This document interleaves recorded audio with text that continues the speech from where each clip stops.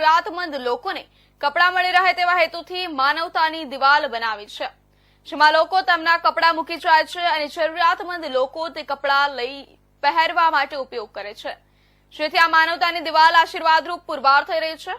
પાલનપુરની ગુરુકૃપા સેવા ટ્રસ્ટ અને નગરપાલિકા સંચાલિત RRR સેન્ટરના સંયુક્ત ઉપક્રમે કોજી વિસ્તારમાં એક માનવતાની દિવાલ ઊભી કરવામાં આવેલી છે। આ માનવતાની દિવાલ પર લોકો પોતાના થોડોક સમય પહેરેલા કપડાં જે જરૂર ન હોય તે માનવતાની દિવાલમાં આવીને મૂકી જાય છે।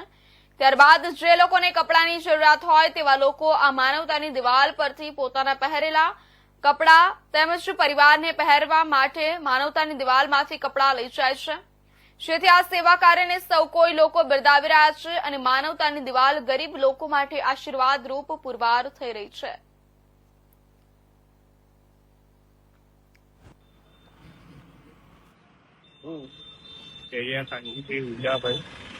નિવાસી પાલનપુર અફસરોને જણાવું છું કે પાલનપુરમાં 2 જગ્યાએ માનવતાની દિવાલ, એક તો કોલેજની સામે હતું, પરંતુ રોડ પહોળો કરવાના પરિણામે તે દિવાલ તોડી નાખવામાં આવી છે।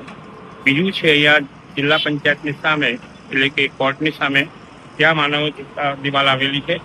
એ માનવતા ટ્રસ્ટ સંચાલિત છે અને પાલનપુર નગરપાલિકાના સહયોગથી આ ચાલે છે। આ દિવાલથી ગરીબ લોકોને ખૂબ જ ફાયદો થયો છે। તેમને જરૂરિયાત હોય, ગરીબ હોય એવા લોકો અહીંયાથી કપડાં લઈ જાય છે અને સમગ્ર લોકો કે જેમને જરૂરિયાત 1, 2, 3, 4 વખત વાપર્યા પછી એ લોકો કપડાનો ઉપયોગ કરતા નથી, એવા લોકો અહીંયા આ ગરીબો માટે કપડાં મૂકી જાય છે।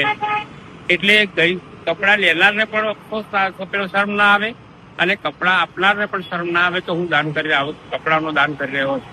એટલે આ બંનેને ઉપયોગી થાય છે। ગરીબ લોકોને તો ખૂબ ધન્યતા અનુભવે છે અહીંથી લઈ જઈને।